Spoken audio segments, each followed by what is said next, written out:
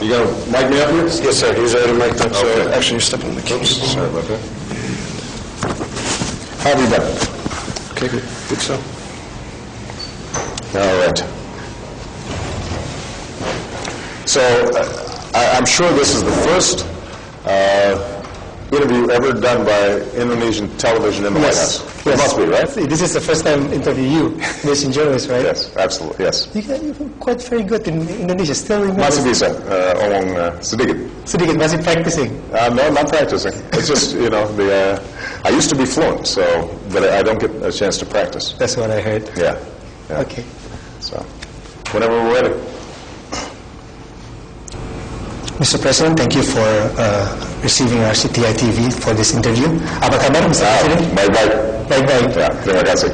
Masih bisa bahasa Indonesia? Masih bisa sedikit. Ya, saya sudah lupa banyak, tapi. Oh, this is quite good. I think banyak latihan. Do you have practice with? I don't have a chance to practice. One of the interesting things is, I think, Indonesians love their country so much. Yeah. They usually go back. And so there isn't a huge immigrant Indonesian population in the United States, so I don't meet enough Indonesians, which also means there aren't enough good Indonesian restaurants here in the United States. Do you have maybe a favorite sentence that you remember that, The truth is that I have so many good memories of Indonesia, and it's such a special place. And keep in mind that, my sister is half Indonesian. Many relatives of my stepfather have come to visit here in the United States, and so I've really enjoyed maintaining that connection. Yes. Mr. President, I've been here for almost 48 hours, and I feel the tense in the atmosphere, the politics, the national politics in America. I was just wondering, I learned that you postponed the trip to Indonesia for 3 days, and we know, the Indonesian know that you're leaving Sunday morning, and we're expecting you on Tuesday, Indonesian time. Are you still on the plan?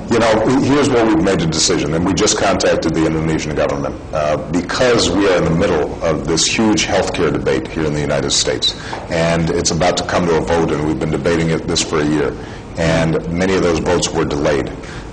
We contacted the Indonesian government, and in consultation, I think we've agreed that it makes more sense for me to delay the trip until the summer, until sometime in June, so that I'm not rushed. Because my hope was that I was going to be able to spend a few days in Indonesia, not just in bilateral meetings, but also, buying some bakso and some satay, and nasi goreng, going to Jogja or going to Bali, as opposed to just being in Jakarta the entire time. And right now, the schedule is just getting so compressed that, in consultation with the Indonesian government, we thought that it would be best to actually postpone it just for a little bit. But I want to assure all the people of Indonesia that this is something I'm very much looking forward to, that not only because of my personal connection to Indonesia, which is very strong, and I love the Indonesian people, but also because Indonesia has become such an important country. When I moved to Indonesia, it was in 1967.